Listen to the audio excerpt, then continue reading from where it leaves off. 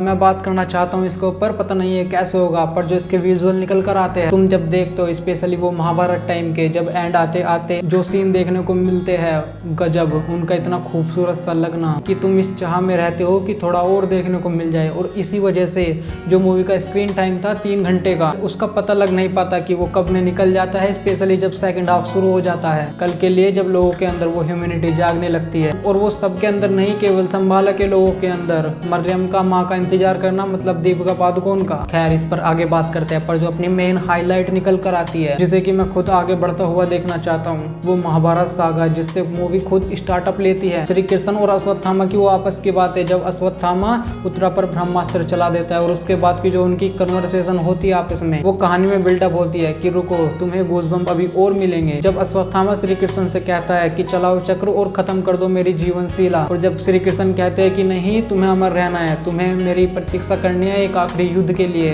The final battle तक, कि तुम्हें अब यहाँ से वहां तक जाना ही होगा, यही तुम्हारी सजा होगी और यही तुम्हारे लिए तुम्हारी मुक्ति का मार्ग भी होगा। और वो उनकी आवाज में वजन छलकता है। इवन जो महाभारत के अश्वत्थामा है, मतलब कि अपनी यंगर एज में, उनको अमिताभ बच्चन ने ही आवाज दी हुई है। और दूसरा मेकर्स का वो डिसीजन लेना कि श्री कृष्ण को जैसे उन्होंने छुपा के रखा हुआ है, मतलब कि चेहरा रिवील नहीं किया है, और वो अपनी आवाज के जरिए अपनी प्रतिमा हमारे अंदर बिठा देते हैं। और इस चीज को वो आगे जाके अपनी कल की सिनेमैटिक यूनिवर्स में जरूर से एक्सप्लोर करना ही चाहेंगे, शायद से किसी फेमस चेहरे के साथ। और मैं देखना भी चाहता हूँ कि वो आगे आने वाली मूवीज में इसको कैसे लेकर चलते हैं, क्योंकि उस कैरेक्टर को काफी लोग आगे जाकर क्रिटिसाइज भी कर सकते हैं, क्योंकि अभी तक तो सब ठीक ही चल रहा है। और जैसे जैसे मूवी आगे बढ़ती है तो तुम्हें पता लगता है कि क्यों महाभारत इतना इम्पोर्टेंट होता है अपनी कल की मूवी के लिए। हाँ, स्पॉइलर अलर्ट कि अगर तुमने मूवी नहीं देखी है तो जाकर पहले देख लेना, क्योंकि खुद को तसल्ली देने पर जबकि तुम सामने बैठे हो और तुम्हारे सामने राज खुलते हैं तो वो फीलिंग कुछ और ही होती है। और मेरी फीलिंग का भी ध्यान रखा करो, वीडियो लाइक कर दिया करो, क्योंकि जब अर्जुन को तुम देखते हो अश्वत्थामा पर वार करते हो और वो सीन कट मारता है अपनी अश्वत्थामा और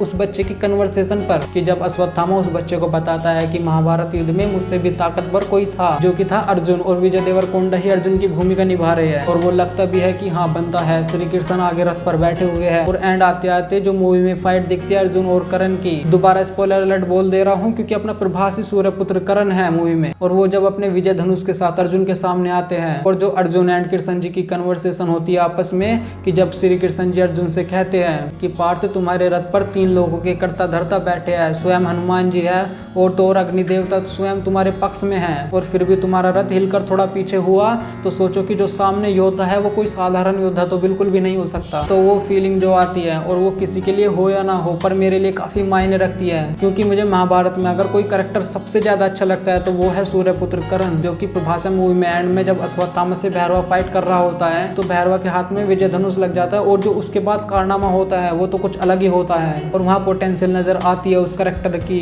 कि हाँ वो कितना पावरफुल है और नाग अश्विन ने उसे कैसे रचा है, और जो स्क्रीन टाइम दिया है, जो स्क्रीन पर उतारा है, वो किस तरह से उतारा है, और आगे जाके वो क्या कर सकता है, जहाँ इस बात का भी जवाब मिल जाता है कि प्रभास ने उस भैरवा के कैरेक्टर को क्यों ही पकड़ा। क्योंकि मूवी आने से पहले जो थॉट आ रहे थे वो ऐसे आ रहे थे कि प्रभास केवल एक पिलर की तरह हो सकते हैं कल की सिनेमैटिक यूनिवर्स के लिए, कि तुम्हें बस केवल इस यूनिवर्स को खड़ा करने के लिए ही लिया गया हो। पर मूवी देखते वक्त आपको पता लगता है, जब इसका क्लाइमैक्स आपके दिमाग से उतरता है, कि हाँ ये कैरेक्टर भी अपनी शक्तियां रखता है, जो कि इस यूनिवर्स में आगे आने वाली मूवी में एक्सप्लोर जरूर से होगी, क्योंकि अब प्रभास के कैरेक्टर को एक रूप मिल चुका है, जो कि अगर तुमने महाभारत पढ़ी है तो तुम्हें ये पता ही होगा कि वो कितना पावरफुल कैरेक्टर है। और क्योंकि वो शराब से बंधा हुआ था इसलिए उसने अपनी हार स्वीकार करी थी, और कलयुग में कोई ऐसा चक्कर होगा नहीं कि कोई तुम्हें रोक पाए, जहाँ रूलर एक ही है, सुप्रीम यस्किन। आगे तुम्हारी मर्जी है कि तुम क्या कर पाते हो, और मैं श्री कृष्ण को देखना चाहता हूँ कि उनका आगे आने वाला चेहरा कौन होगा, क्योंकि विजय देवरकोंडा का फेस रिवील हुआ है एज अर्जुन एंड प्रभास का एज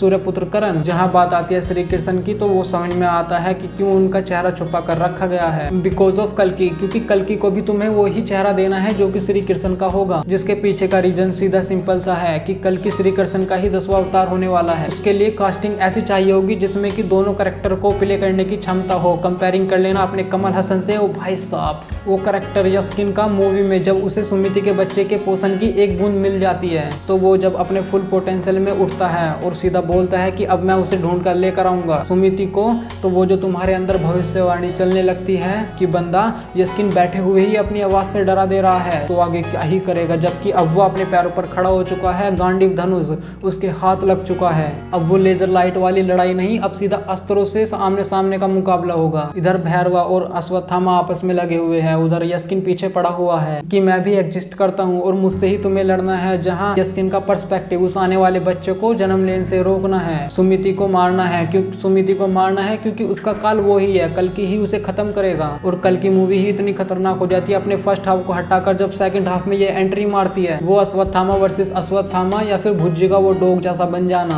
प्रभास का दीपिका को बचाना, उनका ऊपर आना अश्वत्थामा का, उन्हें पकड़कर खींचना, उसके बावजूद अश्वत्थामा का भैरवा को कहीं पकड़कर दूर फेंक के मारना, जो कि ये बताता है कि भैरवा अगर उसे बचा रहा है तो केवल अपने लिए, वो अपने लिए क्या क्या नहीं करता है। संभाला में आना, किसी का भरोसा जीतकर, अपना उसे दुख बताकर, और वो अपने बाप का भी बाप है कमीनेपन में, क्योंकि भैरवा का बाप दुलकर सलमान है मूवी में, जो कि सगा नहीं हो पर पाला तो था ही उसने उसे, और भैरवा उसे कॉम्प्लेक्स के हाथों बेच देता है बिकॉज ऑफ उसका बाप उसे बेचने वाला था। और इसके पीछे का लॉजिक शायद तुम ना समझ पाओ तो मूवी देख लेना, तुम्हें समझ में आ जाएगा कि मैं क्या कहने की कोशिश कर रहा हूँ। और मुन्नाल ठाकुर का भी कैमियो है जो कि मेरी समझ से बिल्कुल पार था, क्योंकि मुन्नाल भी मूवी में प्रेग्नेंट औरत दिखाई गई है, और तुम देख लेना जो तुम्हारी समझ में आता हो। मेरे लिए पैसा वसूल फिल्म है, तुम दोबारा भी जाकर देख सकते हो, इवन चाहो तो तीसरी बार भी देख सकते हो। तो एक सबसे महत्वपूर्ण काम, सब्सक्राइब कर देना। बाकी तब तक देखते रहो बेयरबैक क्रिएट।